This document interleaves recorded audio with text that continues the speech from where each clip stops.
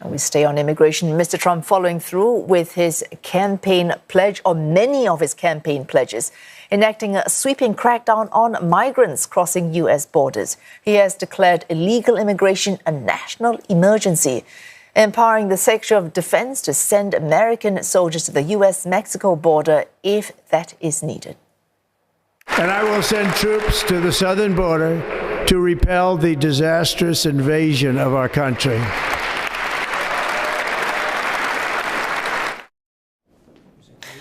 Mr. Trump has given the military the task of aiding border security, ordering the Pentagon to provide support for building walls, detention space, and transporting migrants.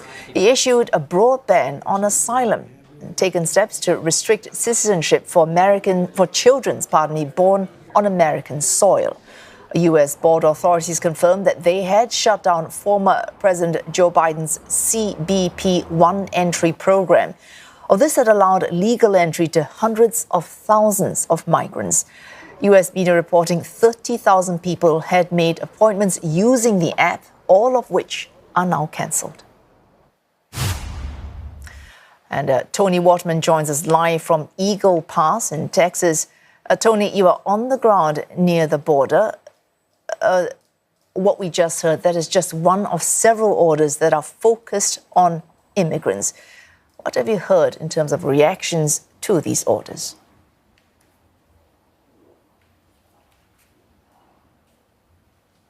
Well, certainly among Trump supporters and immigration hawks, these dozen or so executive orders have been praised. Many Border Patrol agents, law enforcement officials, they also see this as a very pivotal and necessary shift in policy, particularly the continuation of the construction of the border wall, these military reinforcements that are going to be sent to the border, in this move towards closing the border completely. These are individuals that believe the United States, in their words, is being invaded, that criminals and gang members and terrorists are constantly streaming across the border, and they want to see that end. And they feel very betrayed by the Biden administration, even as we have seen border crossings drop dramatically in the last year, and arrests are in fact now lower than they were when Trump left office 4 years ago. On the other side of this equation, you have the immigrants themselves.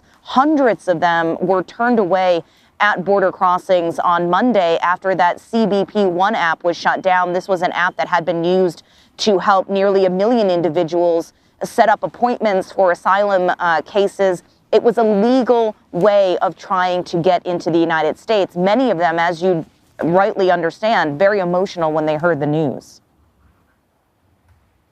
Cuando ya todos pensaban que ya todo estaba logrado, se viene abajo todo, Dios mío. ¿Qué va a pasar? Me viene y me pregunta qué va a pasar. ¿Qué respuesta le doy yo a mi niño? No tengo ninguna respuesta, porque no sé qué va a pasar con nosotros en la calle.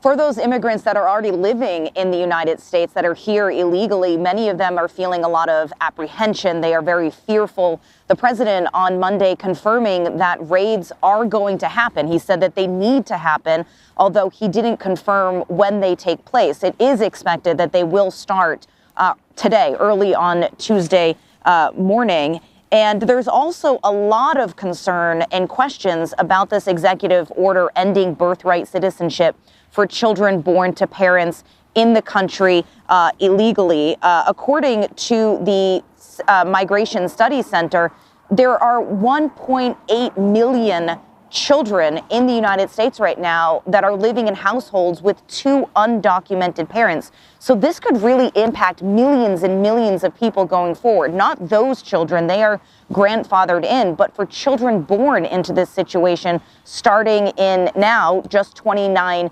days after that executive order was signed, we are expecting that this case is going to go to the Supreme Court. And in fact, already one lawsuit has been filed. All right, Toni, of course, this affects children born to at least one undocumented migrant parent. But for those migrants who are looking to enter the United States right now, and we ran those sound bites, for example, the Colombian migrants saying, what is going to happen? So what is going to happen to women like that?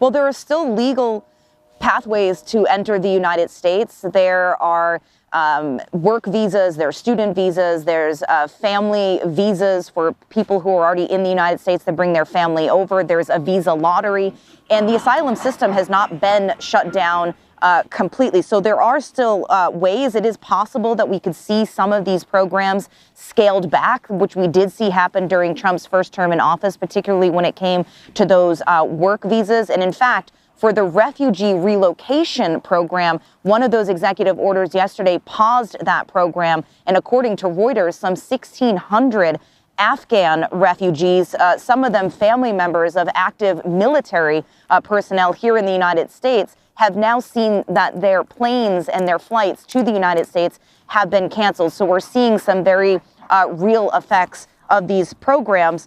But for those seeking to come to the United States from countries that are quite dangerous or that are war-torn countries, they do not have the luxury to wait for these visas. And unfortunately, officials are believing that those individuals are going to continue to try to get here, but take more dangerous means, people smuggling or sneaking into the United States. Well, thanks, Toni Waterman there for us, Eagle Pass in Texas.